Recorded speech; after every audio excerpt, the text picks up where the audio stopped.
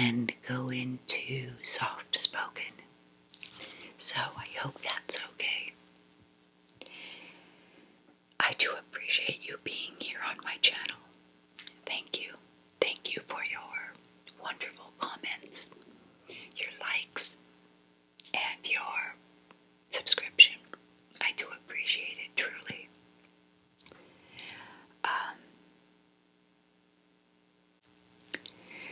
So, I meant to come on yesterday and do this video, but despite my best intentions, the day went completely haywire. So, and maybe you've had that happen where you start off the morning and you're in your zone, you've meditated, you've done your positive affirmations, and you know that the day is going to be fantastic and you are just ready for it, right? And then it all goes to crap. Well, that was my day yesterday. So, you know, what gets me through days like that is knowing the day will pass. Knowing that I will be looking at it in the future. You know, another day comes, the sun comes up, and you're so glad. And I think my last words of the night were, I just want to fall asleep and get out of this day and get into tomorrow. And of course, that's what happens. So we all have bad days, and they always pass, right? So, what I have today is part 2 of the complete book of etiquette, Amy Vanderbilt's. It's a guide to gracious living.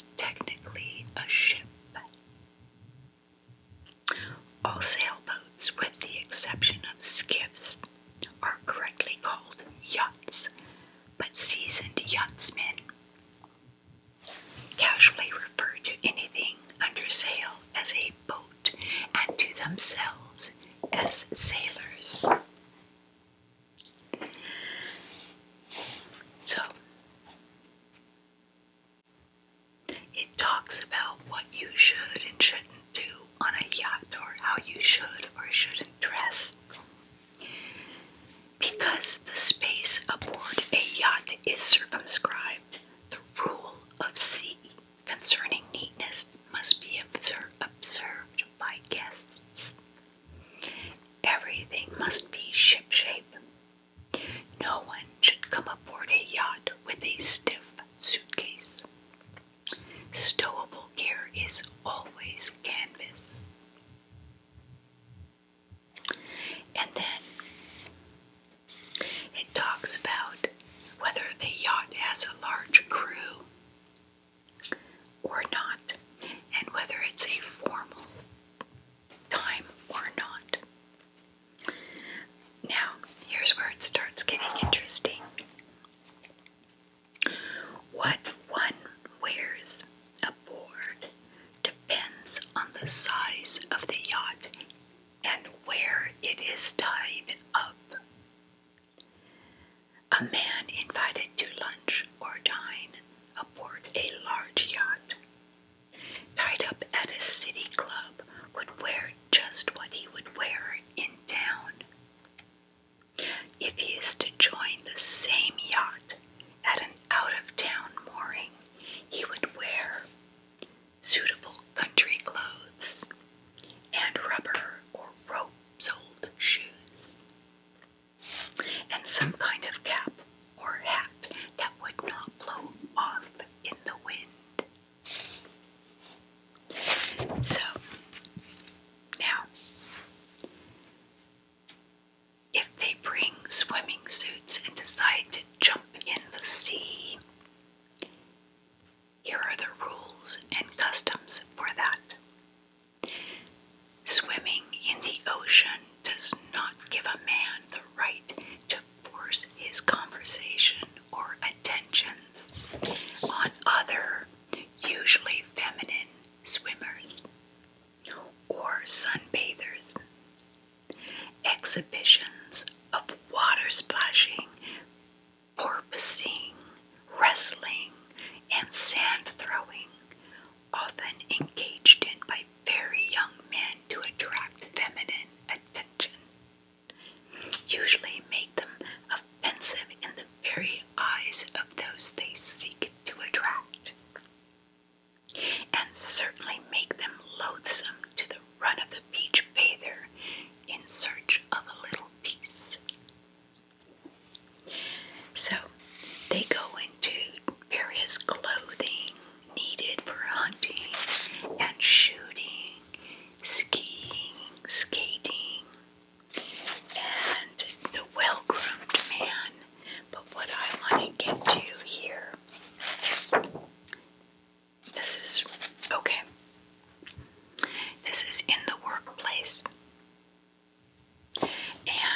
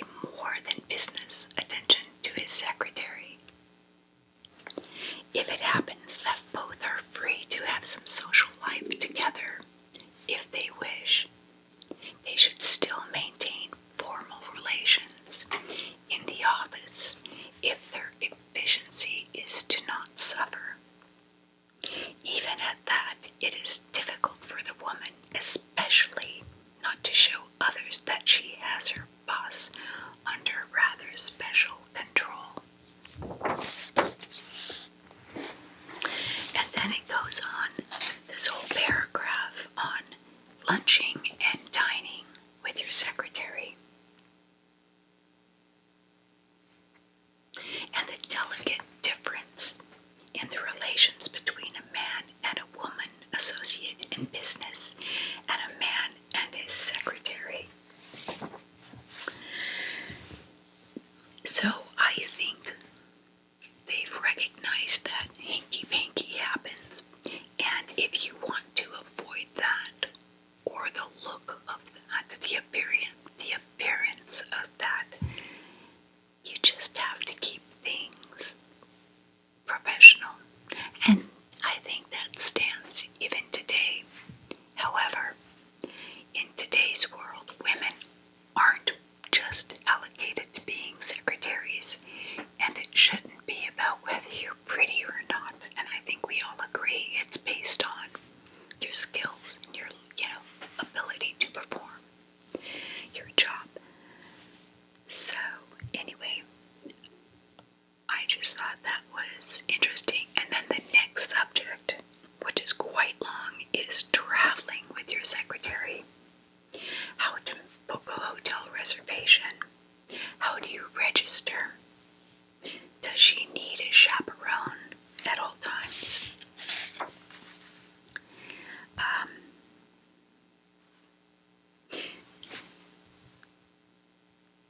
So let's go into the next topic, which is really interesting, is the masculine graces. Sending flowers. Too many men use little or no sense in the sending of the flowers. Confused, they buy something expensive, and therefore they believe impressive, but it may be quite unsuited to the occasion or to the costume the girl is wearing. A woman is much more impressed when her escort makes an effort to find out what kind of flowers she would prefer to wear than if he just shows up to the florist. Interesting. And that's a long paragraph. And then timeliness. Don't be late. How to light a woman's cigarette. If a man wishes to have a cigarette himself, he must first offer one to the ladies in his immediate proximity, or at least to the one to he is talking. If she doesn't smoke and he remembers the fact, he needn't make the offer. Shaking hands.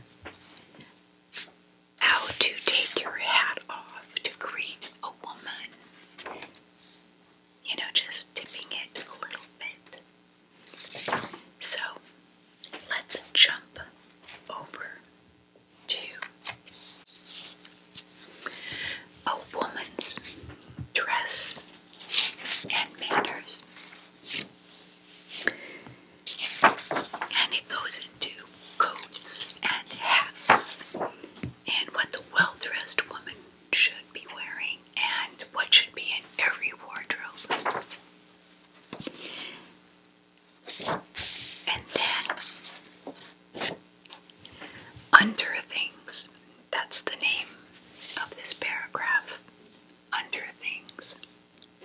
Underwear should be simple, washable, and of excellent quality, devoid of imitation lace, sleazy ribbons, and machine embroidery. Handmade real silk or fine nylon underwear is lovely, but machine-made underwear of good quality can do nicely too in a well-conceived wardrobe. Nylon, unless it is the perforated knit variety, is hot in the summer and perspiration cannot evaporate it beneath it readily. Sheer cotton, fresh and crisp. Every day is the coolest during a hot spell.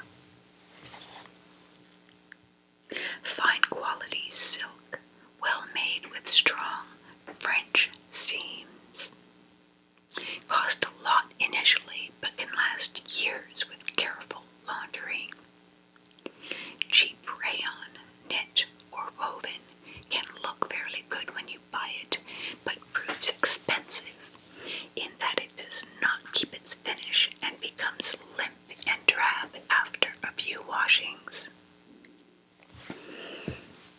Girdles. The most comfortable girdle is the two-way stretch. I don't know if you guys remember those commercials where they stretch it like this, you know. Anyway, back in the 60s, maybe early 70s. This allows free body movement and which is made at least partly of latex. If you are conscious of your girdle, it's the wrong one for you. The most you should ask of a girdle, anyhow, is that it holds in your stomach somewhat, gives you a smooth line to your hips, and supports your stockings.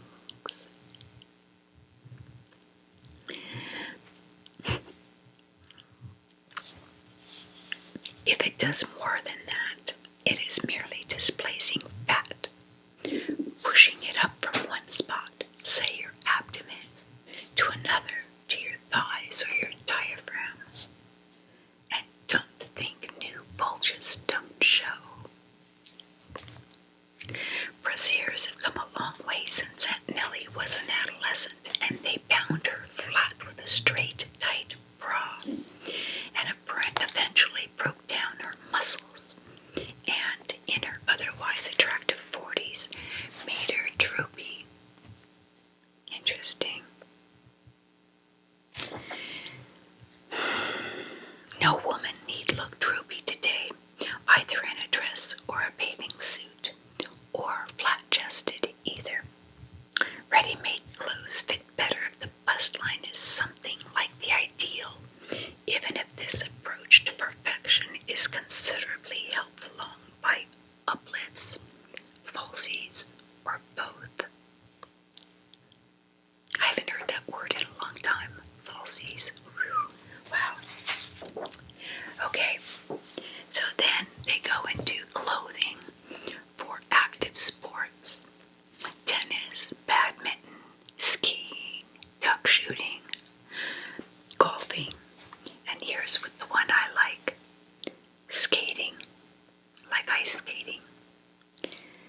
The ballerina type costume is only for the young and shapely. For others, good active length wool skirts, slacks, or ski pants are best. And with a sweater or jacket and wool stockings. I thought that was pretty funny. Now, for swimming, any woman less bony than a shad, which is a fish, looks ridiculous in a broad top bathing suit, and one that doesn't at least partly cover her thighs.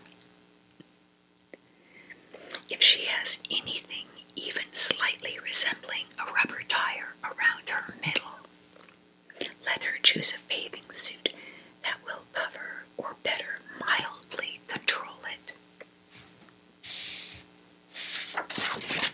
Okay. Then, house dresses, what to wear around the house during the day. And it is far better to wear a simple starched house dress, a clean one daily, if you must do housework, than to wear sweaters and skirts or wool or other dresses that must be dry cleaned.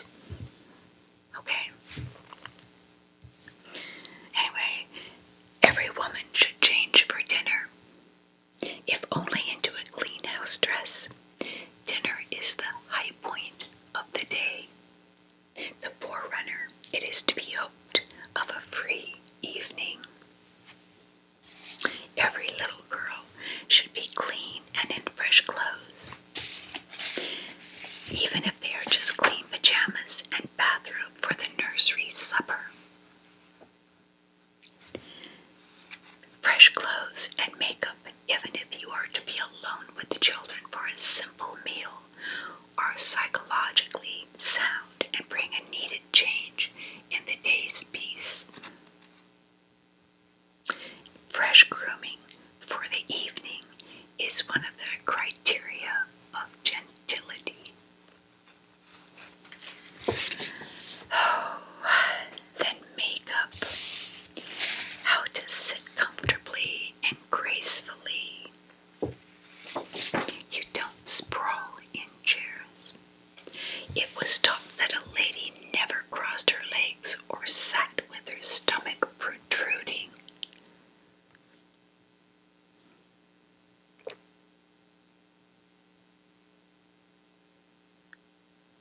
In sitting, be sure to look at the chair before bending your knees. Before your knees actually bend, the back of your legs should actually come in contact with the chair. I get that. That actually makes sense. So you're not really plopping down into the seat. Wow. And then they describe all the different kinds of chairs and sofas that you would sit in and how to sit properly in those. Crossing the legs is no longer considered masculine in women, but there are good reasons to avoid it as much as possible. First, unless one has slender legs, it creates unattractive bulges on the leg and thigh. Secondly, it is said to encourage varicose veins by interfering with circulation. And yes, I've done that where I've crossed my legs and then you uncross them and you've got a dead tingly leg. So, anyway, I just thought those are things that we don't teach kids. I think, etiquette is not something that's really taught. And you kind of learn according to your social activities. If you're raised, say, in a country club environment, and you're around gentility, you learn by observing. If you're raised on a farm, it's a different situation. If you're raised, around people who have never practiced this, how would you know? So, I think it's just kind of interesting. And here are the categories of that. Their appearance, which is primary importance, appearance. Secondly is promptness. So you can be tardy as long as you look good.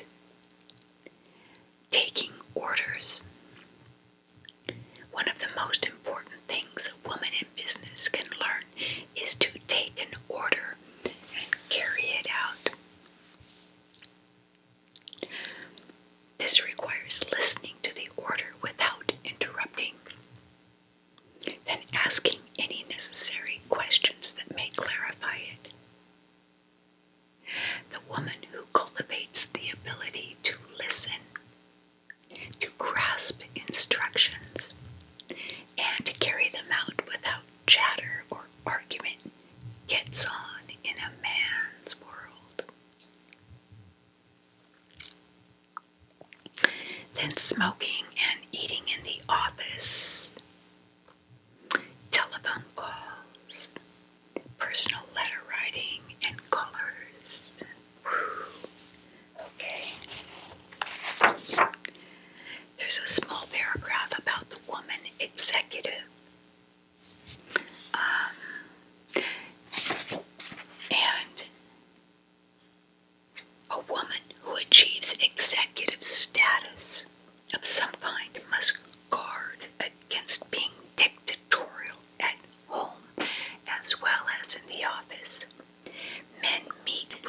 frustrations on the way up, but not to the same degree, that is, on the ground of sex, as women.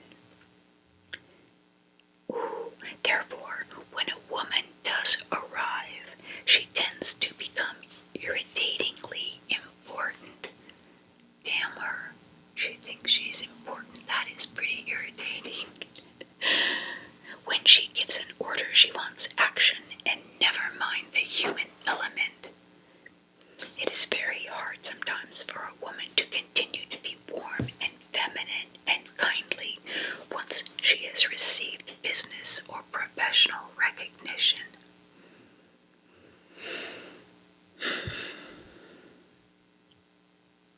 Actually, she needs these qualities more than ever if she is to keep on advancing, and if her marital chances or relations are not to be harmed. The very important woman is a tempting target for a jealous male associate. She rubs him the wrong way. She threatens his position and overrides his suggestions and tramples on his pride. She forgets the feminine graces and cajoleries and tries to meet him man to man. This leads to inevitable defeat. If women in business would only remember that they are women in business, they would meet so much less resistance from men. No amount of professional conditioning will ever overcome the real fact of femaleness.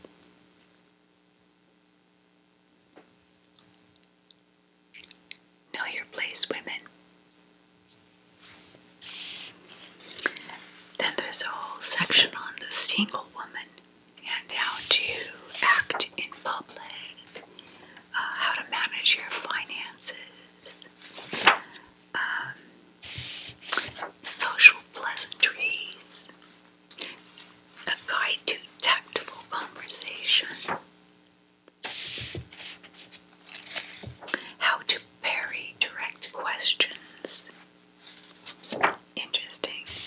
You know what? Direct questions, I've learned, can be uncomfortable. And it's better if you are in a social setting and you're asking someone a question, or, it's better to make it more broad, more tactful, more open-ended, I think.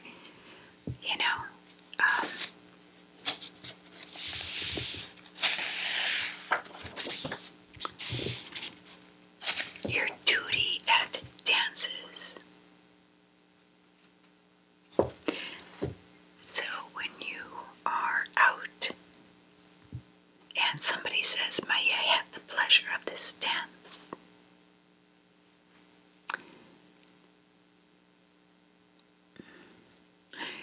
You should be saying yes, but you do have the option to refuse.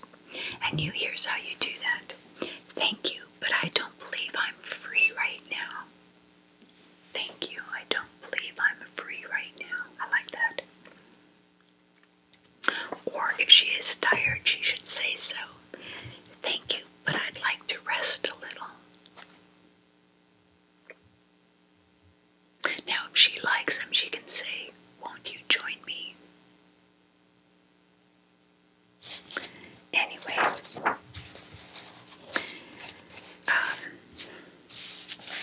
smoking when it's good manners, when it isn't. Letter writing, manners at the table.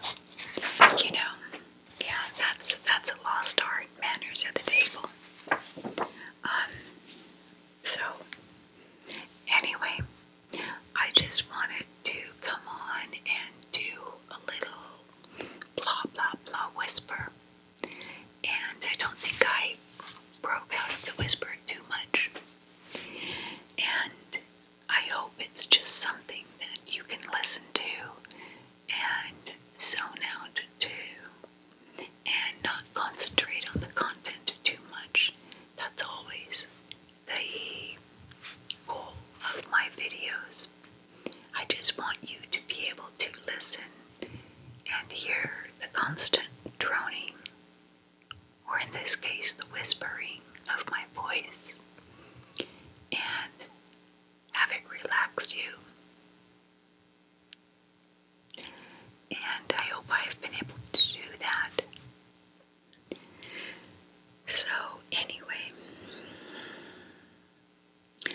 has been very interesting here in my part of the world.